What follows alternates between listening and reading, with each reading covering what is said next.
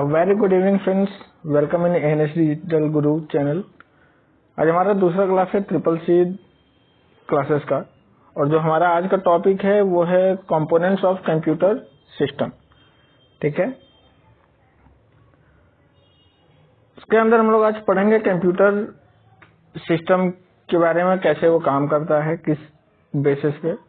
ठीक है, इसका पहला क्या है, every computer system has a following three bases component. प्रत्येक कंप्यूटर सिस्टम के निम्नलिखित तीन बुनियादी घटक हैं, जो तीन मुख्य स्टेप्स होते हैं कंप्यूटर के प्रोसेस का, ये जो भी हमको रिजल्ट मिलता है। पहला कौन सा है, इनपुट, दूसरा सेंट्रल प्रोसेसिंग यूनिट, तीसरा आउटपुट। ठीक है, हम आगे देखेंगे इन तीन स्टेप्स से वो सिस्टम कंप्यूटर कैसे काम करता है। ठीक है, यहाँ पे जो डायग्राम आपको दिख रहा होगा उसका क्या है, इनपुट होता है कोई भी चीज जो हम लोगों के माध्यम से जाता है, यूजर्स के माध्यम से प्रोसेस होता है, और आउटपुट होता है। प्रोसेस के साथ साथ वो स्टोर भी होता है।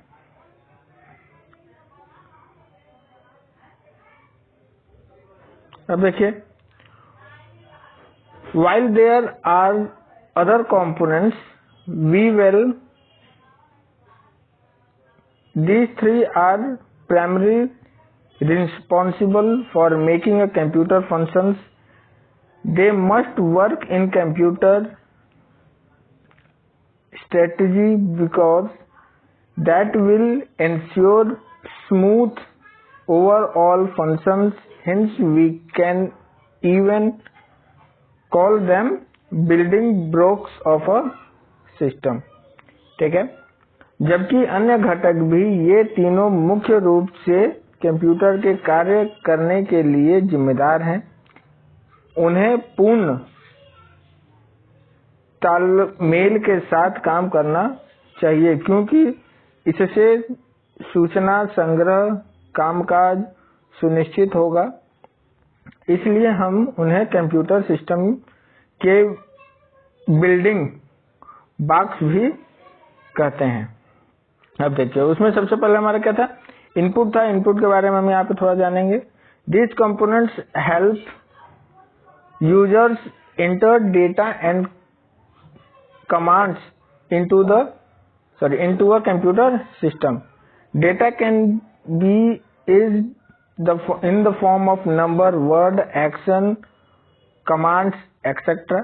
ठीक है, the main function of input device is to deduct command and data into computers. Computer then use their CPU to process the data and produce output. ठीक है, अब देखिए, इनपुट जो हम लोग देते हैं कंप्यूटर को, जो भी हम लोग कमांड देते हैं, वो क्या होता है, कंप्यूटर में जाते हैं, उसके बाद वो प्रोसेस होता है, प्रोसेस के बाद वो आउटपुट हमको देने तक का काम करता है। इनपुट के माध्यम से हम क्या करते हैं, बेसिकली कंप्यूटर को कोई भी ऑर्डर देते हैं। उसका फॉर्म क्या क्या है यहाँ पे बताया है, नंबर के फॉर्म में हो सकता है, वर्ड के फॉर्म में हो सकता है, एक्शन या किसी भी कमांड के माध्यम से हम लोग उसको देते हैं। अब देखिए, यहाँ पे थोड़ा एग्जांपल दिया हुआ है कौन कौन सी चीजें हो सकती हैं।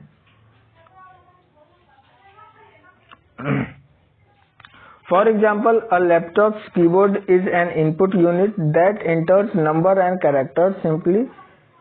Even a mouse can be an input unit for entering directly and commands. Overall example include barcode readers, mechanic ink, characters reader। ठीक है, उसका शॉर्ट फॉर्म क्या होता है, MICR। ठीक है, option character reader, OCR etcetera. ठीक है, उदाहरण के लिए एक लैपटॉप का कीबोर्ड क्या है, इनपुट यूनिट है, जो संख्याओं और वर्णों को दर्ज करती है। इसी तरह माउस की दिशाओं में आदेश को दर्ज करने के लिए इनपुट इकाई होती है। अन्य उदाहरणों में बारकोड रीडर्स, मैग्नेटिक इंक। ठीक है, इन सब चीजों के माध्यम से क्या होता है, इनपुट होता है, यानी कमांड जाता है कंप्यूटर को। Other example of input device is touch screen. User can simply touch their screens without using any other device to enter commands from smartphone to ATM machines. These input devices are becoming very popular these days. ठीक है, अब कुछ input device क्या होते हैं जो input होते हैं, जैसे हमारा जो मोबाइल समझ लीजिए इनपुट देते हैं हम लोग, एटीएम मशीन हो गया, टच स्क्रीन वाली जो भी स्क्रीन मशीन होती हैं एटीएम की, वो सब क्या है इनपुट है।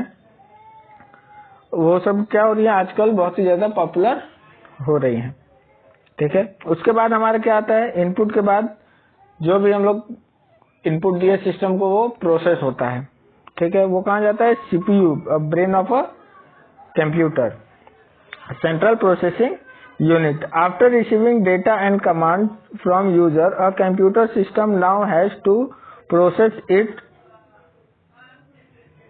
according to the instructions provided.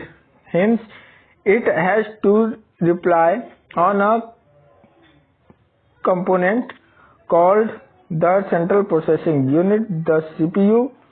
Further use these three elements. ठीक है, उपयोगकर्ताओं से डेटा और कमांड प्राप्त करने के बाद एक कंप्यूटर सिस्टम को अब दिए गए निर्देश के अनुसार इसे प्रोसेस करना होता है। यहाँ इसे सेंट्रल प्रोसेसिंग यूनिट नामक एक घटक पर निर्भर रहना पड़ता है। सीपीयू आगे इन तीनों तत्वों का उपयोग करता है। ठीक है, अब क्या हुआ, इनपुट हुआ, इनपुट के बाद हमारे सेंट्रल प्रोसेसिंग यूनिट पे हमारा जो भी हम लोगों ने पूछा है वो आया, वहां पे प्रोसेस हुआ, प्रोसेस के बाद वो कहाँ जाएगा, मेमोरी यूनिट यानी स्मृति इकाई में। ठीक है, once a user enter data using input device, the computer system stores the data in its memory unit.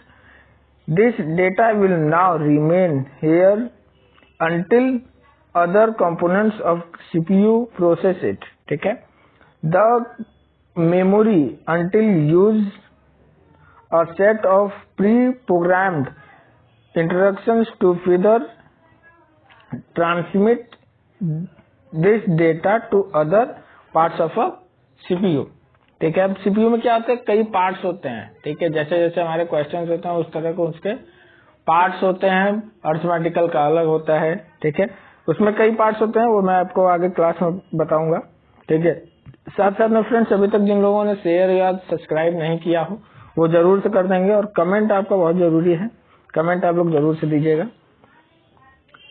एक बार जब कोई उपयोगकर्ता इनपुट उपकरणों का उपयोग करके डेटा दर्ज करता है तो कंप्यूटर सिस्टम इस डेटा को अपनी मेमोरी यूनिट में संग्रहित करता है। यह डेटा तब तक यहाँ रहेगा जब तक कि सीपीयू के अन्य घटक इसे प्रोसेस नहीं करते। मेमोरी यूनिट इस डेटा को सीपीयू के अन्य भागों में आगे भेजने के लिए पूर्ण प्रोग्राम किए गए निर्देशों के एक सेट का उपयोग करती है। ठीक है, जैसा कि हमने बताया उसको वो तब तक वहां पे रहेगा जब तक वो नेक्स्ट स्टेप के लिए उसका अन्य सीपीयू का पार्ट उसको रिसीव नहीं करता। ठीक है, अब बी में क्या है, अर्थमेटिक एंड लॉजिक यूनिट यानी अंकगणितीय और तार्किक इकाई। The part of a CPU performed arithmetic operations.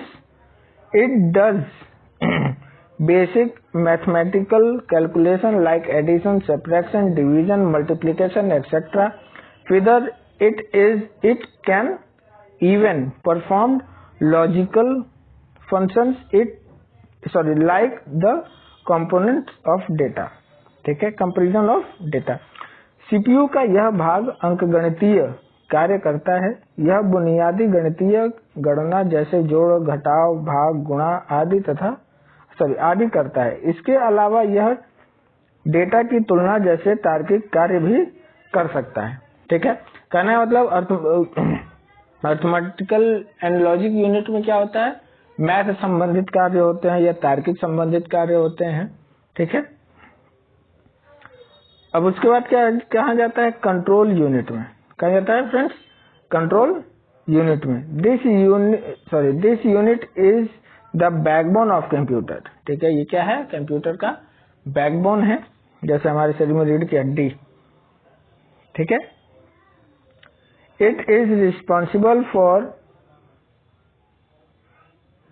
Coordinating tasks between all components of a computer system. The control unit collects data from input unit and sends it to processing unit depending on its nature. Finally, it is also further transmits processed data to output unit for users. ठीक है, control unit क्या करता है, शुरू से लेके अंत तक, यानी फर्स्ट स्टेप से लेके थर्ड स्टेप तक क्या करता है, सारा प्रोग्राम वही करता है। ठीक है, देखिए यह इकाई कंप्यूटर की रीढ़ है। ठीक है, जैसे हमने बताया था, यह एक कंप्यूटर सिस्टम के सभी घटकों के बीच कार्यों के समन्वय के लिए जिम्मेदार है। ठीक है, नियंत्रण इकाई इनपुट इकाइयों से डेटा एकत्रित करती है और इसकी प्रकृति के आधार पर इसे प्रसंस्करण इकाइयों को भेजती है।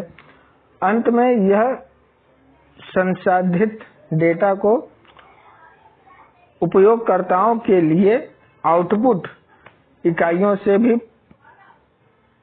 प्रसारित करती है। ठीक है, कहने का मतलब ये है कि पहले स्टेप से लेके ये लास्ट स्टेप तक ये हमारे साथ या कंप्यूटर सिस्टम के साथ पूरी तरह से कंप्यूटर सिस्टम को ये कंट्रोल करता है। अब लास्ट में कहा जाएगा ये इनपुट यूनिट। ठीक है, लास्ट टॉपिक क्या होता है,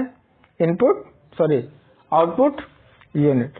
the third and final component of a computer system is the output unit. After processing of data, it is converted into a format which human can understand. After conversion, the output unit displays this data to user. Example of output device include monitor, screens, printer and speaker. Those output units basically reproduce the data formatted by the computer for user benefit. ठीक है, अब क्या होता है output में,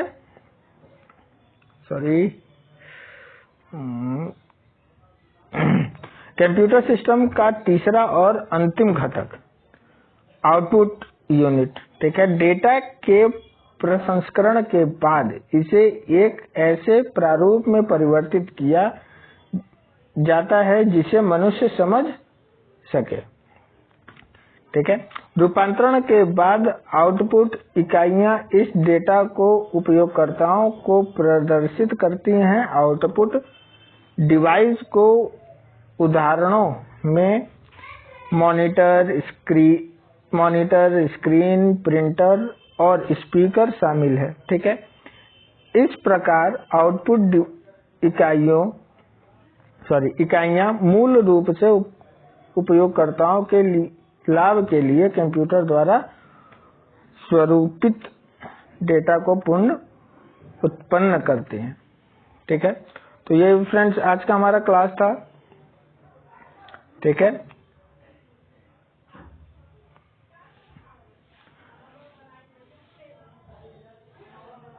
components of a computer system. तो friends अभी तक जो लोगों ने लाइक नहीं किया जरूर से लाइक कर देंगे, शेयर कर देंगे और सब्सक्राइब फ्रेंड्स बहुत जरूरी है, एकदम याद से कर देंगे ताकि हमारा जो भी नेक्स्ट वीडियो आएगा वो आप तक जल्दी से जल्दी पहुंच जाए। ओके फ्रेंड्स, थैंक यू, फिर कल मिलेंगे नेक्स्ट क्लास के साथ।